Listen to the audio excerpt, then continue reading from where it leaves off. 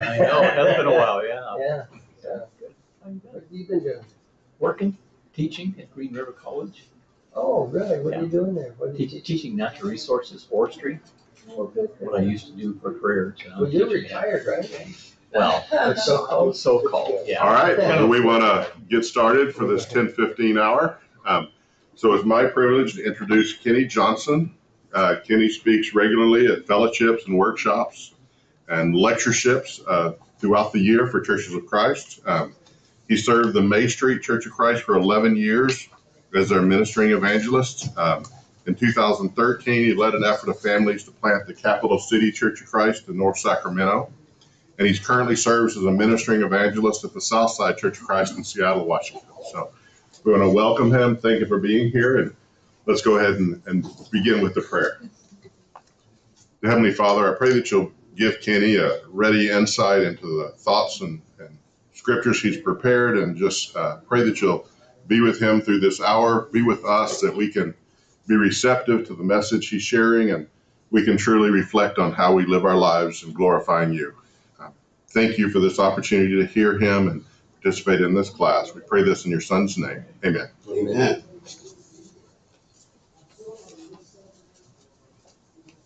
All right, how's everybody doing this morning? Good? All right, it's good to see everybody. It's good to be back at Faith Builders. I was here 2 years ago, and it was good to see that we got this back going last year during a very difficult time with the pandemic, and now we're back full Monty. And thank you for the introduction, Brother Don. It sounds like I need to get a hold of you because you're a horse trainer for 30 years. And my wife is an avid rider and loves horses. We've had horses, and so we'll have to have you out to get that percolating again. Right. So let's see here. So we're going to be here for 3 days talking about this topic, cultivating vision for your ministry. And it's very particular to any kind of ministry. It could be a ministry as in a congregational ministry, so planning for your churches, or it could be a specific ministry that you're involved with. It could also be a personal ministry, like your family, a ministry for your marriage, a ministry for just about anything that you can glorify God and advance his principles. And so since we're going to be talking about vision, I wanted to give you some insight into where we're going these 3 days. Today, we're primarily going to be talking about surveys and statistics concerning church growth, or evangelical churches and their growth, and in some cases their decline. Primarily, you'll see a lot of decline in this segment. And so we got to evaluate what is the data telling us, and what are the trends that churches and their ministries are going through. Has anybody heard of a bell curve? So at the top of that bell curve is the plateau. And as a byproduct of the Churches of Christ, I grew up in the Los Angeles area at the Figueroa Church of Christ, as well as the Normandy Church of Christ. And in the early 70s, the Churches of Christ was a powder keg. It was a dynamic, explosive, evangelistic group.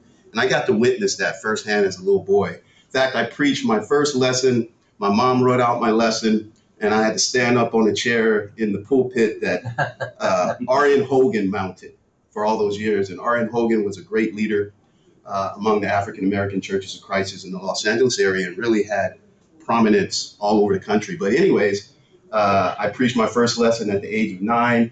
Little backdrop about me. I'm very familiar with the Pacific Northwest.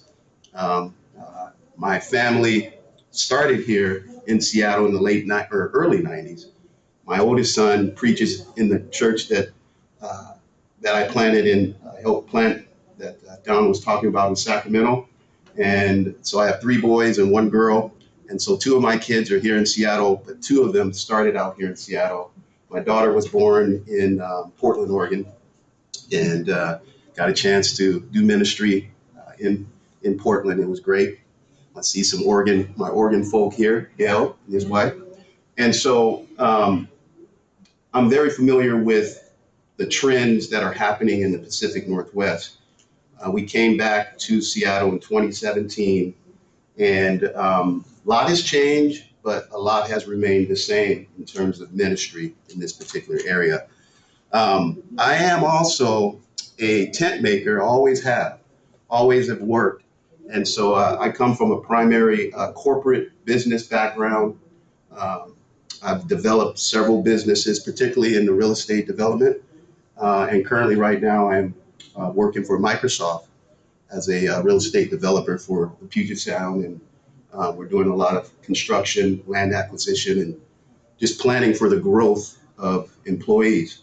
Right now, the Redmond campus has about 70,000 employees, which only about 20% of them are coming back to work. But we are planning, and we have a big construction project out there right now. With that being stated, my goal is to walk you through from a business perspective. The kingdom of God is a business. Are you aware of that? In fact, Jesus told his parents that I must be about my Father's business. And unfortunately, we have not strategically looked at our ministries in a way to move them forward and to anticipate some of the challenges that we're experiencing right now. And so we're going to be looking at those statistics today, but we're also going to be looking at what is the ministry objective and what's the state of the union of the church as a whole. Some of these statistics today will really be talking about all kinds of churches in the U.S., all kinds of denominations, and the churches of Christ fit in that criteria as far as we're on the downside of that bell curve. Um, we are not growing, and we're not by ourselves. All U.S. evangelical churches are on the downside of that bell curve.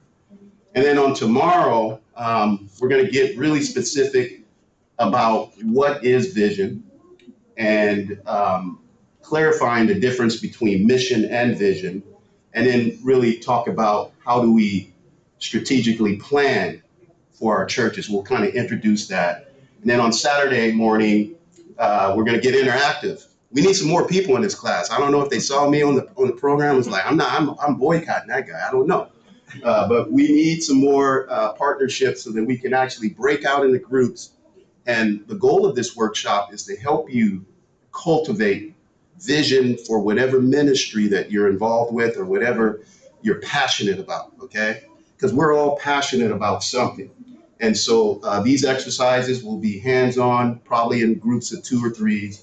And we're going to talk about vision casting, developing a ministry framework, and talk about what your value propositions are for your ministry.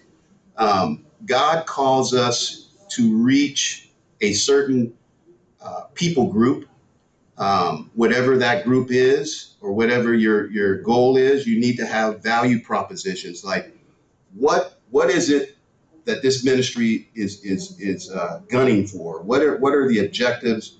What are we trying to achieve? What is our purpose, right? And so we'll deal with that on Saturday. Sounds good? You guys gonna come back tomorrow? We'll see, huh? All right. So why is vision so important? Why is vision so important? Proverbs 29:18, there was a prophecy there where it says that where there is no vision, the people perish. God has also said that people perish because of a lack of knowledge, but vision is very, very important. In fact, when you think about congregations, by the way, this idea of strategic planning and coming in to help people groups plan to grow is a market. It's an industry of its own. It's a needed kind of market. And we're going to be talking about strategic planning from a succession standpoint. You know, most congregations, and I'm speaking for myself, my experience, I seem to be been called to help churches who are in transition. That's kind of been my background. For whatever reason, God has called me or placed me in situations where a congregation is going through a transition. And that's where I'm at right now. Our congregation in Seattle is going through a tremendous transition. We've had an eldership in place for the last 30 years, great men. Two of them are still alive and working on our leadership team, but one of them passed away. I don't know if anyone knew Herman Snoddy. Great man. He's primary reason why I'm here. He's been very instrumental in my growth and my development. Has just been a tremendous friend. But we lost him on last year. We lost one of our elders' wives last year, Sister Brenda McCoy, and then we also lost Brother E.H. Baker, who was an elder at Southside for many years. And so church is definitely in Seattle is in transition. And the idea is that sometimes we need to re-envision and we need to rebuild. Matthew 16:18, Jesus told Peter, upon this rock I will build my church, and not even the gates of Hades shall prevail against it. And many times when we're talking about vision and casting vision, we have to reimagine and look further out and see it, okay? Mission is about the functionality of achieving the vision. The vision is a picture, okay? So you have to see it before you can achieve it, right? And so vision is very, very important. And I think who's one of the persons in the Bible that vision is closely aligned with that man? It's a question. If you had to think about a man who had vision, who first comes to mind? Joseph, very good. He was a dreamer. Absolutely. Anyone else? There was a fella that was a cupbearer for the king. Remember his name? Nehemiah. Nehemiah had a vision to rebuild the walls of Jerusalem. And it was a shared vision because those gates and those walls were just in terrible disarray in Jerusalem. And they had been that way for so many years. And it took vision, a shared vision, to rebuild it in less than 2 months when they had stayed in disarray for many, many years. So vision is key, partnership is key, and a shared vision is invaluable. In other words, if I had a vision for my family of, well, a wife, 4 kids, and 4 grandchildren. So if I had a vision for my family, I need buy-in from the family so that we have a shared collective vision. Okay? And so when we get to day 3, we're really going to be talking about getting a vision team together, whatever the content of your ministry or the outcomes of your ministry that you're looking for. You need a shared vision. Because when Nehemiah told the people what we were going to do, they bought into it. They said, yes, we can do this, right? So vision is very, very important. Now let's talk about congregational vision. So Paul told Timothy he told Titus in Titus chapter 1. He says, I left you in Crete, I left you over there in Greece, so that you could set things in order and ordain elders in every city. So he's essentially charging Titus, and as he did with other evangelists, to build, to plan, to set things in order, and to ordain elders.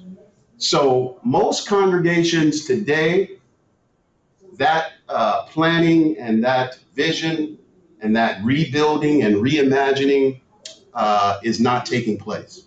How do you know that? Most of our congregations are aging and shrinking with no tangible vision and strategy to course correct. There are many surveys that's been done. I have one book that, this is a 20-year-old book, and it's by a gentleman by the name of Aubrey Malthus. I want to recommend this book for you.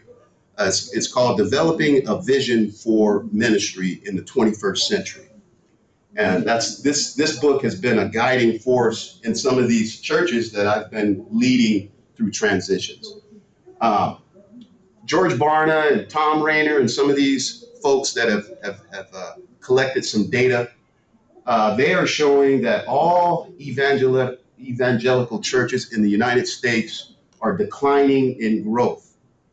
Now, what's interesting about that is that although these evangelical congregations and churches are declining, there are non-religious and cult-like groups that are growing.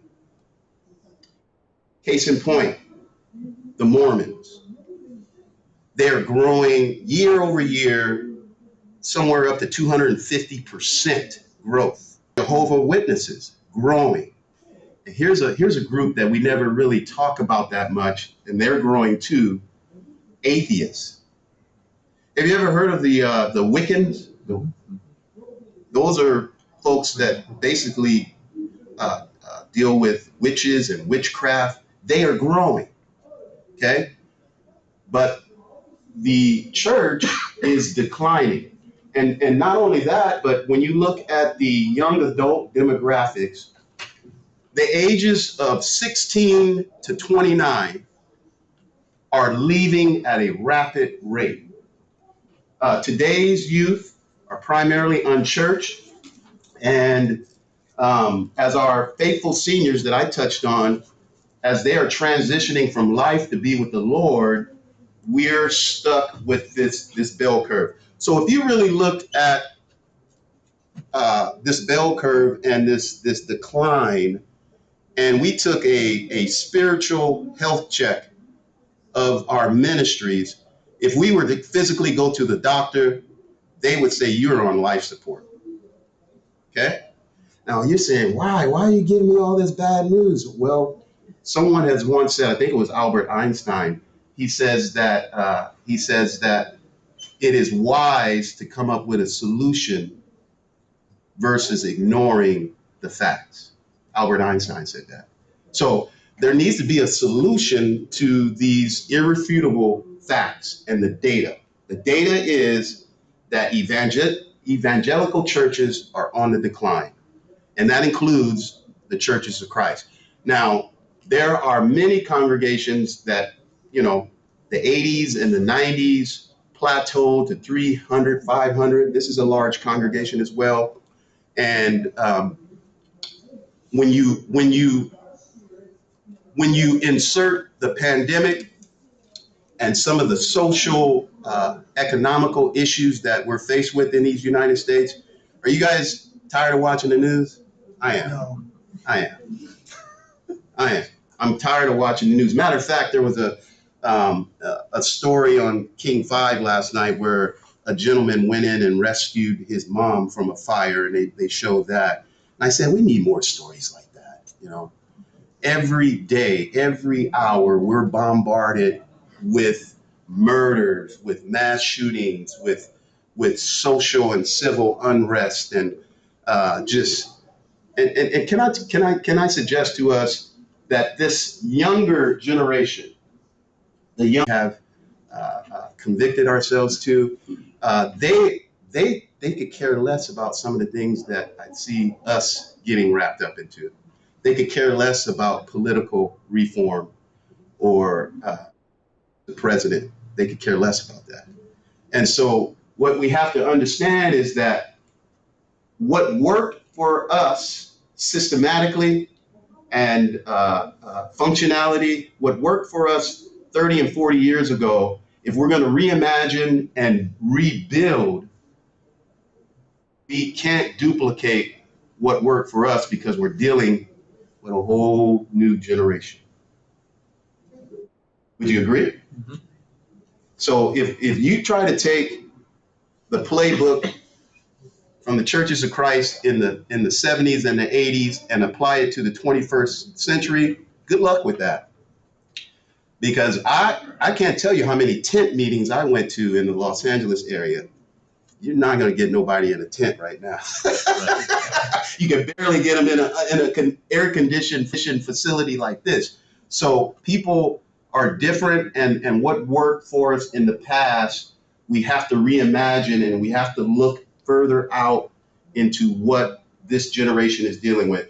Ultimately, the stats that I've looked at in the books that I've read, ultimately it boils down to this. The young people do not view Christ or God as we have in the past. So, in other words, they don't believe God, and they certainly don't believe in the church. I know that's bad news, but it's accurate if you look at the data. What is the data telling us? It's telling us that they are not buying in to our vision. So we have to analyze that. And the most important thing is, what can you do to cultivate vision? So let's think about Nehemiah real quickly. In fact, somebody read that for us. Let's go to Nehemiah chapter 1. Chapter 1.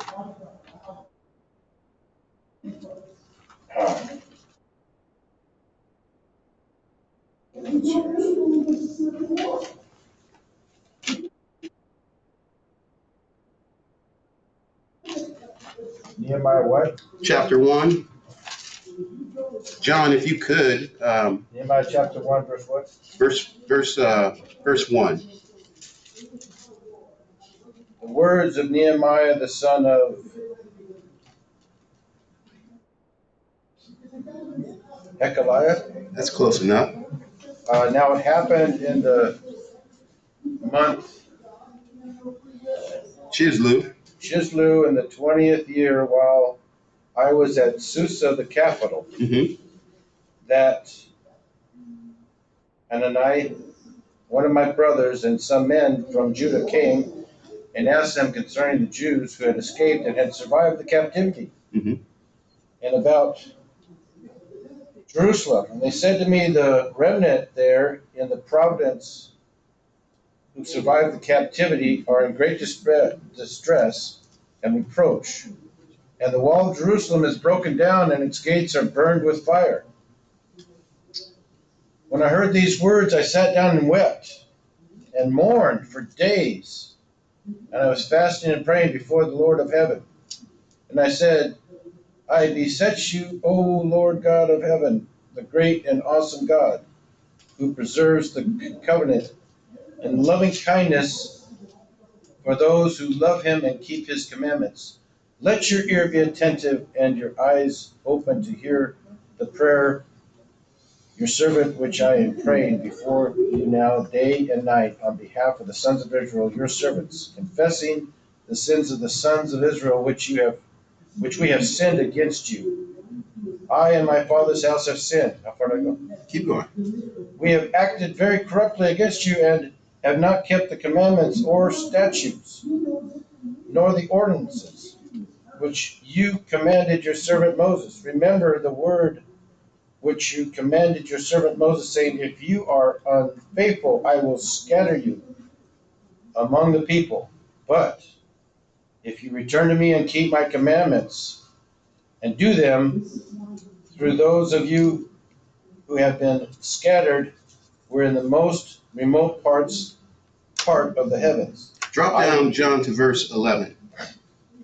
O Lord, I beseech you, may your ear be attentive to the prayer of your servant and the prayer of your servants who delight to revere your name and make your servant successful today, and grant him compassion before this man. Now I was the cupbearer to the king. Okay. So ultimately, the cupbearer's job was to taste the wine before the king had a sip of his wine, make sure, he wasn't assassinated or things of that nature. This was Nehemiah's job, and he resided in the palace of this great king. In other words, he was trusted, he was comfortable, and he was in good shape concerning his well-being. But uh, when he heard what was going on with his people, the Jews, and his homeland, his native homeland in Jerusalem, and how their homeland was in complete disarray, he had passion to envision him doing something. What can I do? Remember, that was the question. What can I do to envision rebuilding? And so Nehemiah would eventually go out to his native homeland, and he would survey what was going on and really put together a plan to rebuild this. And so his prayer was very sincere, and it talked about God's people. So when you talk about vision and vision coming forth, there's got to be a mission, right? What was Nehemiah's mission? Rebuild the walls, right? That was his mission. Uh, I can't imagine, how much brick and mortar, and if you read the book of Nehemiah, we'll see what it all took and what it entailed. But I can't imagine one or two people doing this job, right? It took a lot of folks doing various different things. And here's the thing about vision. When you are vision casting, and what I mean by casting, I mean that you're developing or cultivating this vision. When you try to enact that vision, there will be opposition. So remember, whatever ministry that's dear to your heart, whether it's your family ministry, maybe it's a ministry in your congregation, maybe it's a ministry that's not even tied to a particular church, but you just have a vision to do something good in your community, you will have opposition. And you have to be careful. Speaking of Joseph, thank you for bringing that up, young man. You have to be careful who you share your dream with, and prematurely sharing your dream before you have the means and the resources to fulfill it. Okay. Go ahead, John. That's part of the dream, though, isn't it? Is sharing it? Well, you don't have the resources, you don't have the means, and you don't know if the people are going to do the work. Right. So he had a vision. Yeah. The vision was going to take works. Yeah. Or work. Right. So it's kind of this, how am I going to get these guys to? Yeah. Where was Jerusalem on the bell curve at this time, nearly 4,000 years ago? They were at the bottom. Fairy tale. Yeah. They were at the tail end of that bell curve. They had completely declined. In fact, they were the laughing stock of the other nations. And if you know anything about Israel, they're a very prideful nation. In fact, they decided to get rid of their current system because they wanted a king like the other nations, right? And so Samuel was their seer, their prophet. And they said, look, you're getting too old. Your sons don't walk in your ways. We want a king. And God told them, they wanted to have a caucus with with Samuel. But God told Samuel they don't know what they're asking for, because this is what the king's going to do. And they did. They had many kings, and many of those kings were corrupt. But the point is, repair, rebuild, reinforce. There's a nonprofit called the Nehemiah Initiative, and I've tapped into that from time to time, and I love it because if you're going to have vision, you have to initiate that vision. in whatever you're doing. You have to initiate it and you have to document it. And we'll talk about that from a strategic standpoint. Now, when we talk about rebuilding, back to Matthew 16 and 18, that wonderful statement that Jesus made to Peter, upon this rock, Jesus asked his disciples, who do men say that I, the Son of Man, am? And they answered, some say that you're John the Baptist, some say that you're a reincarnation of Elijah, the prophet. And Jesus said, I want to know specifically, do you know who I am? And Peter said, thou art the Christ, right? And so he said, upon that truth, I will build my church. Now the surveys are saying, and the data, remember I said we have to analyze the data because I have a business mind. And if you look at 80 to 85% of evangelical churches cross-denominationally, and so this is pollinated with many different churches, all across America are on the downward trend for growth. When you look at that data, that 85% of churches are not growing, that sets a tone of some level of desperation. In other words, I told you that Southside is in decline, or it's not decline, but in transition. Southside's not in decline. But I will say that if I was to take the playbook of Bill Hybel, you know who he is? He's Saddleback Church. No, Willow Creek. Willow Creek. Bill Hybel, or what's the guy that wrote the book? Is that Chicago? No, I'm talking about Rick Warren. Rick Warren. If I was to take their playbook and try to use that based upon my understanding of the Bible, it would not work in my people group.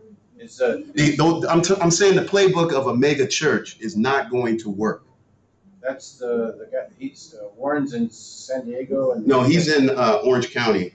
the other guy's in Chicago. Yeah. He's out. Deerfield. What? He's out. Oh, is he? Okay. Well, he had a playbook. I was gonna. Can we ask questions? Yeah.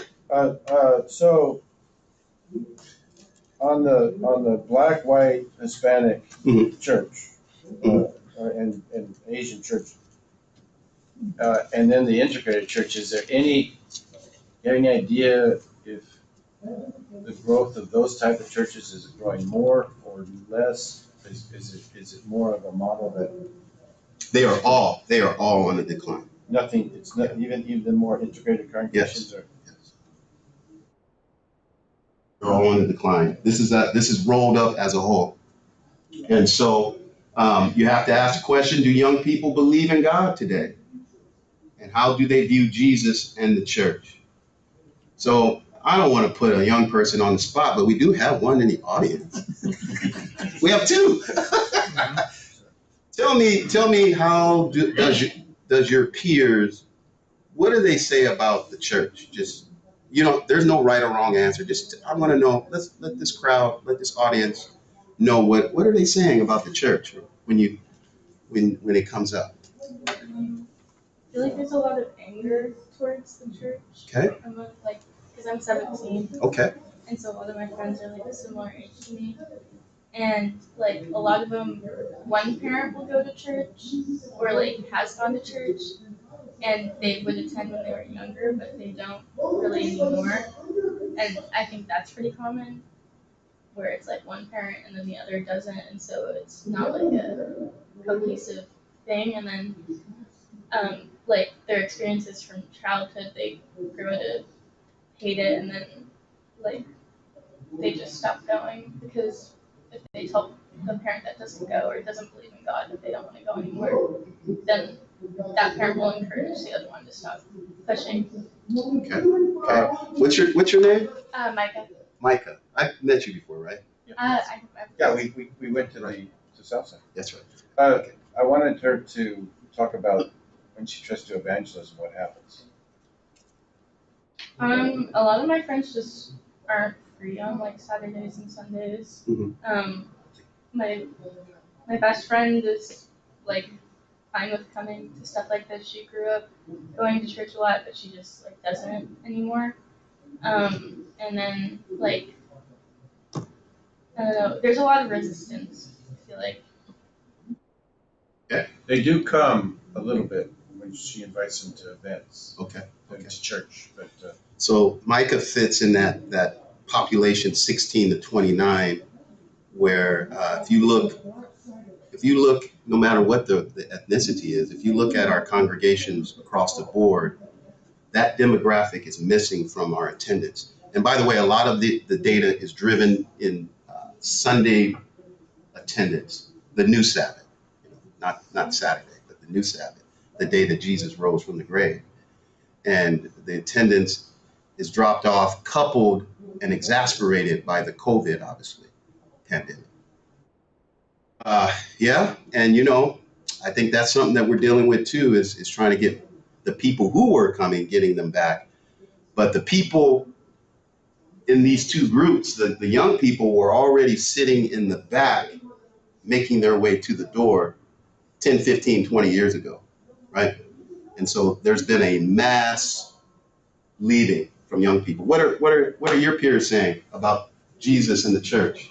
In fact, are you guys talking about that? Well, I would say that there is no conversation about Jesus or God because we're sorely lacking basic biblical knowledge. It's Okay. not like the 70s or the 80s where everyone knew who Moses was, everyone knew who Joseph was, everyone knew Jesus was. If you ask an average young person, they don't know those figures. And I see in my observation, one of the problems that the churches are facing is, as you said, they're playing with their old playbook and assume that they know all this knowledge and get into the deeper stuff when the young people don't even have the interest and don't even have the basic knowledge. Wow. So when I'm a chaplain in the Army, and when I talk with those young men and women, they are presented with all of these other social initiatives and they're acutely aware, keen to the scientific facts. Yet the church is not prepared to present the gospel in a venue and to know that they are acutely aware of. Okay. So the conversation is sort of lacking, and when we bring up faith, they tend to brush it off as unscientific, and therefore, because their mode of thinking is logical, rational, and scientific, unless we do that, we're not going to reach them. Yeah. And if you just throw a Bible verse at them, they're going to be like, well, that's just a fairy tale. Yeah. So. That's a good point. The Bible intake is not there, and the knowledge is not there. I didn't even think about that. Good point. Yes, Mike. I've also seen like a heightened interest in like spirituality, not just like religion, but more of wanting to believe in like a higher power, like the universe type thing, is what I'm seeing among people my age. And so a lot of people believe in that, but then like with church, they feel that's too far of a stretch. So like the universe is like feels more earth based to them, and like they can make more sense of it. But like if you look at it, it's kind of like church structure. Like it's because I've like researched it, and it's like manifesting is just kind of like praying and like and looking into it. Like it is just church, but like by yourself. Yeah. So when you ask somebody, are you spiritual? That's a can of worms, because how do you define spirituality, right? And it depends on the individual. But the point is, from a factual, because this is a fact checking kind of generation, they will acknowledge that Jesus was a good man if they do the research. They'll say he was a good man. It's documented that he did the things that he said that he did. But as far as him being the Christ and understanding what that means, and as far as having a passion and a desire for spiritual things as it relates to church, they're not there. So we have work to do in that regards. And over the next couple of days, we're going to talk about formulating a strategy. What we call it in the business world is a North Star. It's actually aiming and working towards what is needed to rebuild. And I touched on this earlier, the number of cults and non-evangelical groups that are certainly growing. So going back to Nehemiah, what was his vision? We said his vision is to rebuild the walls. How you define vision? Vision is a picture of where we're going. Now, here's the thing, and Malfritz points this out in his book. When he's called in to work with a church that's on a decline, so let's say they have 300 members and now they're down, they're declining and they have 100. What he has found is that there is no one within the leadership that is able to articulate that group's vision, meaning where are we going? What are our strengths? What are our weaknesses? No one's done a SWOT analysis. Anybody heard of SWOT? You mean the special weapons? No, I mean strengths, weaknesses, opportunities, and threats. I did that with our congregation year one. I got here in 2017. Say that again? Strengths, Yeah. weaknesses. What are the strengths of your group? What are the strengths between Sister Julie and Brother Dale? She loves me anyway. I didn't warn you. Hey, that's how marriage works, you know. Whatever I don't have, Sister Renee Johnson has she brings it, and vice versa. But there are strengths to every group. This group here has some strengths. This group probably has some weaknesses. And what are the opportunities that we can capitalize on our strengths and our weaknesses blended together? And what are the threats to our vision and to our mission? So we have to be able to define vision and understand how the mission facilitates that vision. So yeah, most churches are not able to articulate what are their strengths, what are their weaknesses, what are they in that community to do? What are they reaching in that community? You know, I know, because I've been to many congregations around here. Most of our congregants, our parishioners, are commuting great distances to come to where the actual building is, Yes. right? Is that Yes. true in your case? Yes. I live in Maple Valley. Takes me 35, 40 minutes to get to Seattle, to where I worship. So, and that's something that we have to realize, that God has put a physical building in a community, but that does not mean that that's the people group or the target audience that God has called you collectively to reach. I'm learning about that even through this pandemic. Primarily, I don't know about you, Dave, because I know you go into the building a lot, but primarily, I am not productive working from home. Neither am I. I got a big dog. I have kids. I'm not that productive. So I'm old school. I'd rather go into the office. I get more done. But what I'm learning though is that there are people at Microsoft that work on international teams, and they're able to run projects. They're able to make decisions. They're able to lead people groups. They're able to achieve the mission or the functionality of their jobs from a great distance. So we have people that are running projects in India on my team. We have people that are running projects in China, you know. And so you have to understand, what is your mission and who are the people that God has called you to reach. Okay? Who are the people that God has called you to reach? Where I am right now, at least where the building is in Seattle, the Bryn Mawr Skyway area of Seattle is the most diverse ethnic area of Seattle. There are so many different nationalities in that area, and we have to make a decision. Are we going to reach some of that population? And if we do, we need to develop a mission that is able to achieve that. So if you're in an area or community and you want to reach the Latino population in your community, and it's primarily Latino, may I suggest that maybe you might want to hire a Spanish minister or a Filipino minister if those people groups and populations are in your area and you believe that God has called you to reach them. So, what are some of the functions within a ministry that is needed to achieve its purpose?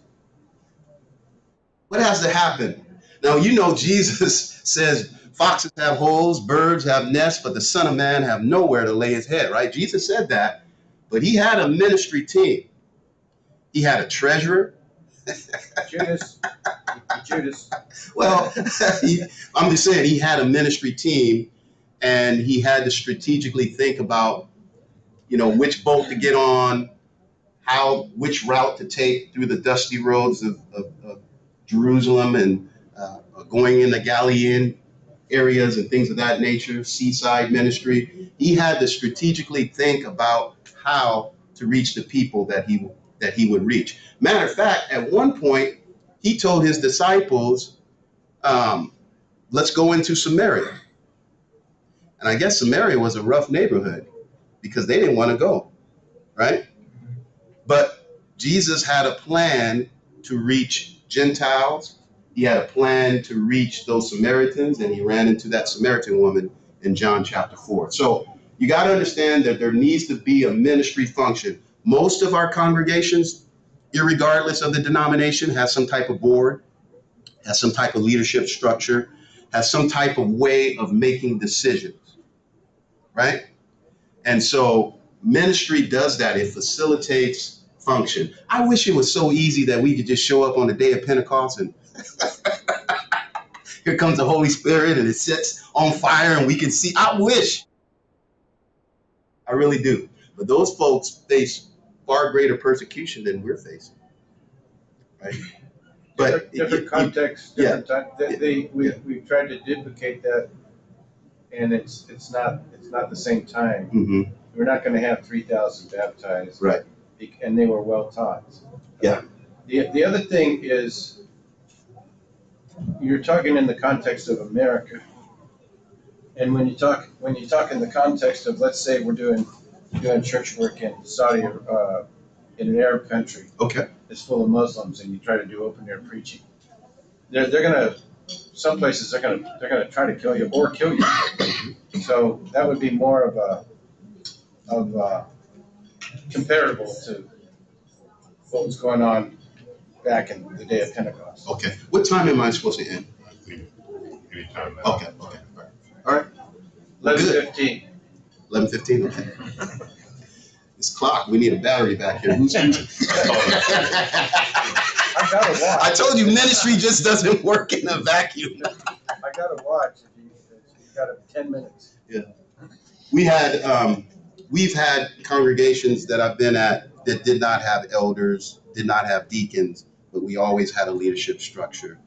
And you have to be able to have, when you do your SWOT analysis, if you're going to come up with a shared vision and a collective vision, you need to take into account the actual folks that are going to be the foot soldiers on the ground doing the work, right? It needs to be a shift. In other words, I could come up with a great idea of what Southside's going to do, and if we don't have the people skill set or the abilities or even the passion in that area, people will do what they're passionate about. Right? Yes. And so volunteerism is good and it has its place, but it has its limits. If the walls were going to be rebuilt in 52 days, which they were, Nehemiah had to have a passionate group that bought into that vision, right? So it's got to be a shared vision. It cannot be, and we're going to get into this, watch this. We're going to get into strategic planning, and I'm going to close right now. But I want you to think about something about church strategic planning. And Ernie Lewis is one of the deacons from La Puente Church of Christ, and he did a workshop for us for the West Coast Preachers and Leaders Forum. He did an outstanding job. And what he talked about in succession planning is that you have to have a strategy that entities use to pass leadership roles from one person to another. And we're going to talk about succession planning tomorrow, but you got to have a strategy in place whereby you're able to move forward and have a North Star or litmus test to ensure that your plans and tasks have a leader that's going to succeed you. So just to tell you a little something about me, and you can ask the Southside congregation, I know this is online, but I think by year one, I was telling them I'm looking for somebody to replace me. You think about Moses and Joshua, that succession plan. The children of Israel, the Israelite nation, was in a place where they could actually take the land of promise because they had a strategy. So that when Moses died, Joshua was there to take his place. Moses is, by the way, every leader has a mission as well, has a purpose, has an assignment. So your assignment may not be, Dave, to grow Bellevue to 1,500 people. My assignment may not be to do this or that. My assignment is for a specific period of time, and God will raise up another leader to do something else. Are we understanding that? Yes. So you have to understand your purpose and your role. And we are living in some difficult times. I understand that, but God has still charged us to come up with a plan. Go ahead, Dave. I was just gonna say, I'm 69. Yep. And the elder said, how long you plan on being here, Yeah. I said, as long as I have the energy and you still want me. Right. Good answer. But they said, what we would like you to do is help find your own replacement over the next however many years, and you guys can work together. Sure. Where the reins are turned over to this particular person. And and that made me really feel good that they thought, that I would be involved in in my own replacement, So I thought that was a cool thing that they said to me. Hey, tell them who you're thinking about. What another for the population of you? Well, our youth minister is leaving the end of this month, and we're trying to think what we want to do for a second person. Well, not second, for another person on staff. We have other people as well, but our population is in Bellevue itself. The actual Bellevue is, because like you said, a lot of our people drive a long ways away to get to church. Sure. But Bellevue itself, if we're going to reach the people group, we have 47% white and 38% Asian. Okay. And so Mostly from India. Yeah. Okay. The largest growing section of that is from India. The actual largest population is Chinese currently. Okay. But the largest growing part is people from India. So you guys can help me on this. And I've talked to Ji Wu about this already before. We're looking for a qualified Asian minister, and we're not looking for someone out of school. We want to lure somebody away that's already doing the job. So That's called stealing. yes, that's what we want to do. That's called smart. If you need somebody to do a job, find somebody who's